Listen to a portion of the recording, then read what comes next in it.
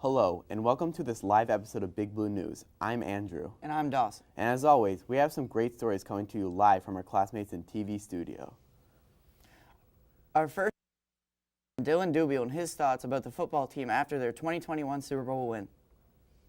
Playing high school football at Gillette Stadium is a once-in-a-lifetime opportunity. Swampscott was fortunate enough to return for a second time in 3 years.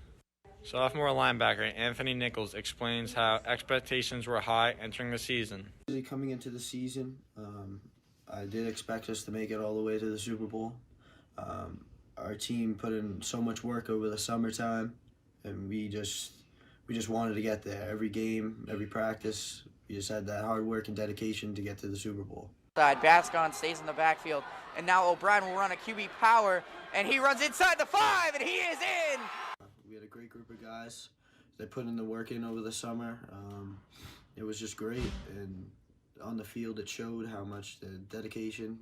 Second-year player Nick Paradise explains the bonds he shared and the memories he made at Gillette Stadium. Gillette was definitely a once-in-a-lifetime opportunity. I'm happy for my guys. I'm happy for myself, happy for the coaches, proud of everyone. We got it done, and I couldn't be more grateful for the group of guys we got. It was surreal. Carucci looks to throw, looking left, throwing left, down the sideline. It's going to be intercepted. Jason Carter's. Nick Paradise is very thankful for the support his family and friends showed for him and his teammates during Gillette Stadium's Super Bowl. Very, very cool. Get to see all your family, your friends up there, all of them supporting you, driving a long drive just to come see you play. It was cool. It was definitely an experience that I'll never forget.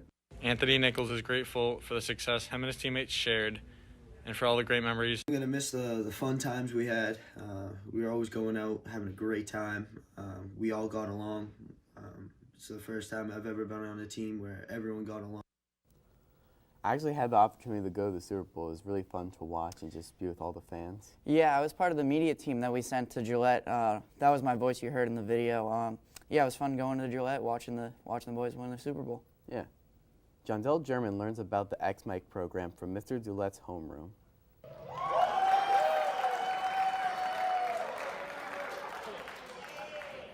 X-Mike is a new addition to Swampscott High School, where students can perform and show off their talents to other fellow students. X-Mike is every Thursday, and everyone is welcome to come. People have very quickly come to love X-Mike, and it has become a student favorite. Andrew Lagerquist, an 11th grader at Swampscott High School, has attended almost everyone each week. It's fun, and I just like to see how much creativity people have. What is your favorite thing about X-Mike? Just seeing people's presentations and also seeing people's reactions to people's presentations at X-Mike. X-Mike takes a lot of work to organize. Teachers and students have worked hard to make it all work. Mr. Dulette, one of X-Mike's advisors, is always preparing for the show. So X-Mike was born as an open mic opportunity during X-Block, and it really is run by the students. There's a few students in my learning community that feel very strongly about giving the arts more representation in this school and giving people who want to perform that opportunity, and they want to give them a positive, supportive audience as well. So it's really exciting, it's really fun, and I'm really happy to see it growing in popularity. X-Mike is a student favorite, and it takes a lot of work to set up. You should. So, I saw that you performed at X-Mike a couple weeks ago. You played a video? Yeah, it was just really cool to see people's reactions to the video, and I had a fun time. Abe Beitler recently interviewed seniors who have turned in their college applications. It's about that time when seniors are getting in all of their college applications. Lou Spelius has applied to 9 colleges himself.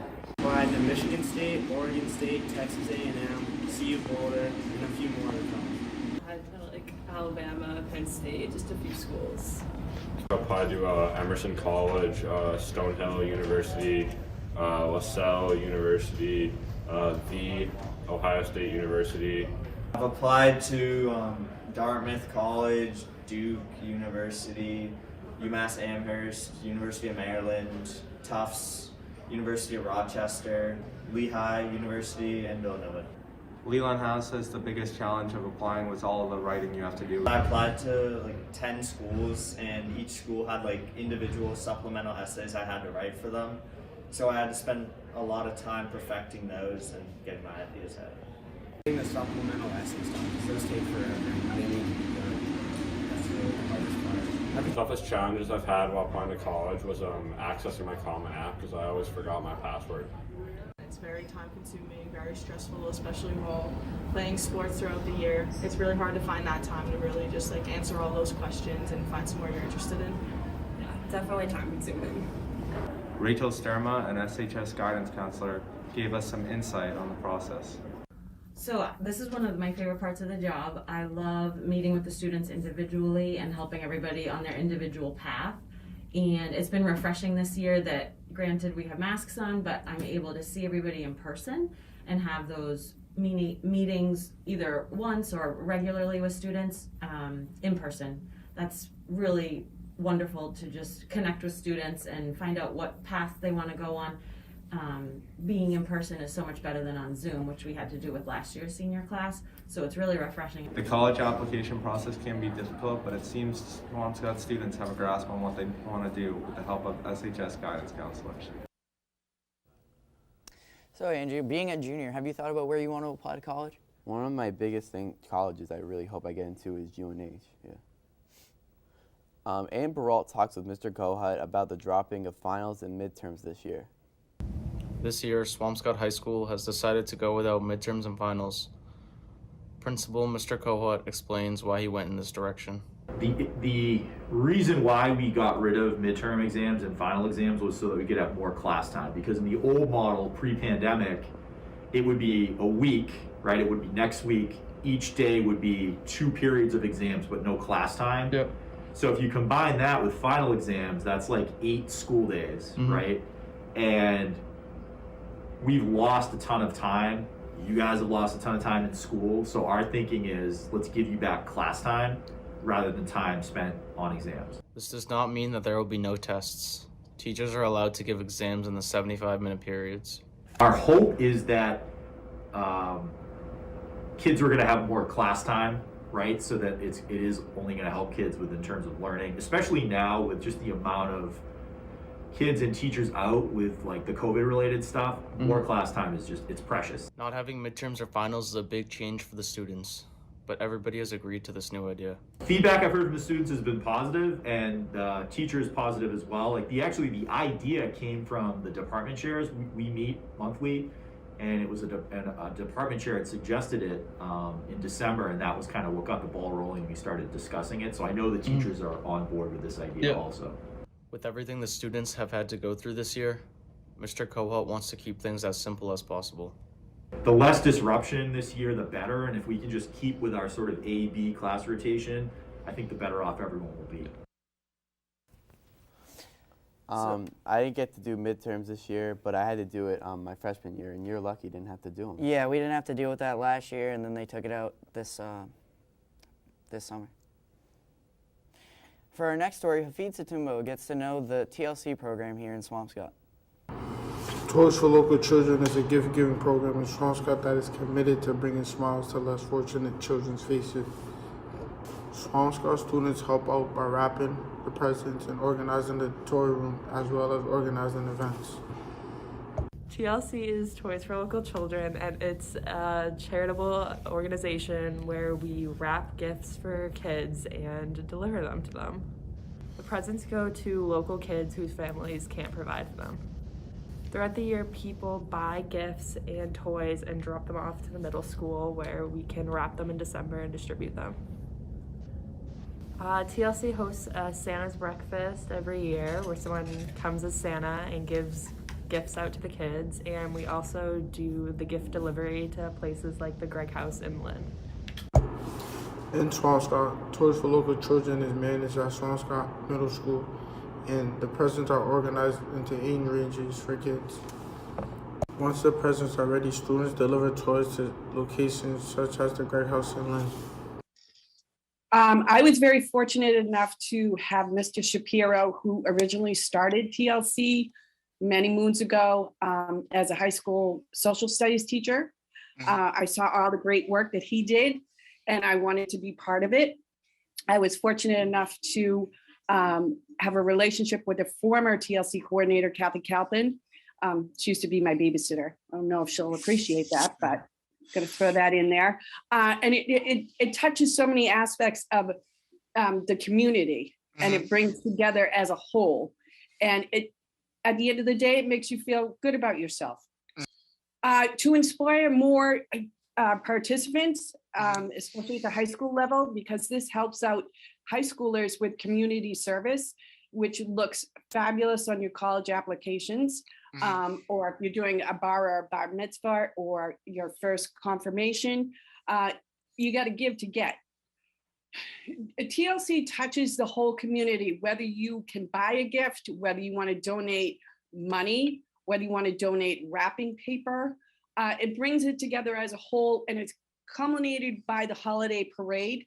So if you can't make it up here to the middle school, or if you can't drop off a toy at the police station, you can all come together at the town parade and participate. It brings everybody a sense of peace and a sense of being part of a team. Toys for Local Children has been going on for 38 years, and more members of the community buy and donate toys to the TLC bins around town. TLC, you just don't have to donate during the holidays. You can, donate any toy or any monetary thing throughout the school year. So, and TLC stands for Toys for Local Children. So we helped 53 families this year. We also went over to the Gregg House, the infant toddler program and the preschool program, and delivered over 225 toys to them and made their day. So it's around the North Shore as well, not just Swampscott. So we help everybody. I think what this program is doing is great for the community. Yeah, it's a really great cause. Lastly, Daniel Kai went down to the DLC to get an update on their coffee cart program. The Discovery Learning Center is a special education program in Swampscott High School. The Discovery Learning Center is a special education program in Swampscott High School. Students in this program are taught lifetime and educational skills. One activity is a coffee cart the students bring around the school every Friday. Mr. Bennett, a teacher in Swampscott High School, helps the students to serve and brew the coffee. Say your name and title. Sure. Mr. Bennett, I am a special education teacher in the DLC program. DLC stands for the Discovery Learning Center. Okay, and how and why did giving out coffee start? So it started years ago with Emily Borden, who's a teacher across the hall, who has the upperclassmen, the 18 to 22-year-olds. The coffee got started to give the students an opportunity to develop their vocational skills, learn how to do various things, then interact with staff across the school in a way that allows them to learn how to interact with others in kind of a sales position. The coffee is very delicious and affordable, and teachers often take the chance to take the coffee when it is offered. Alright, what is your name and role in the school? My name is Mr. Townsend, and I am one of the visual art teachers here at Swampscott High School. I teach ceramics, sculpture, and photography. Okay, why do you enjoy the coffee cart so much? I love the coffee cart because it's convenient, and the people that work the coffee cart are very friendly. They come right to your door. The service is great, and the coffee tastes really good. Okay, thank you. The DLC coffee cart became an opportunity for the DLC students and the teachers to engage. Have any of your teachers bought any coffee? Yeah, my chemistry teacher, Mr. Casey, buys one every time I'm in there, pretty much. Well, that's cool. Well, that's all we have from the semester's Big Blue News crew. We hope you enjoyed this episode and season of Big Blue News. Make sure and like and subscribe the video. And hit that bell icon to make sure you know when new episodes are posted. Thanks for watching. Bye. Bye.